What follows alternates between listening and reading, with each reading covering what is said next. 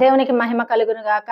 మరి క్రిస్మస్ దినాలు కాబట్టి ఇవి క్రిస్మస్ యొక్క సందర్భాన్ని బట్టి దేవుడు ఆశ్చర్య కార్యములు, అద్భుత కార్యములు మరి చేస్తున్నాడు. చూడండి, మరి మరియమ్మ తల్లి విషయంలో మనం మాట్లాడుకుంటున్న సమయంలో మరి మరియమ్మ తల్లి గారు మరి గర్భము ధరించి ఉన్నదండి. చూడండి, మరి గర్భము ధరించినప్పుడు అనేక మంది ఆ గ్రామంలో, ఆ పట్టణంలో వారు కూడా ఆమెను నిందించొచ్చండి.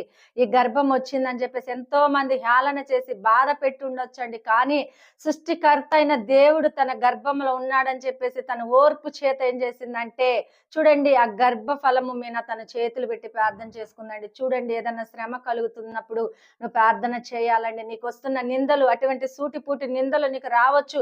నువ్వు ప్రార్థనకు వెళ్తున్నావు, ఏమొస్తుందమ్మా నీకు, మరి దేవాతి దేవుడి దగ్గరికి వెళ్తున్నావు అని చెప్పేసి చాలా మంది నిన్ను పొగుడుకుంటారు. కొందరైతే ఏం చేస్తారు తెలుసా, కులం కాని కులం దేవుడి దగ్గరికి వెళ్తున్నావు, మరి మతం కాని దేవుడి దగ్గరికి వెళ్తున్నావు, ఎలా నిన్ను ఆరాధిస్తున్నావు అని చెప్పేసి నిన్ను నిందించవచ్చు.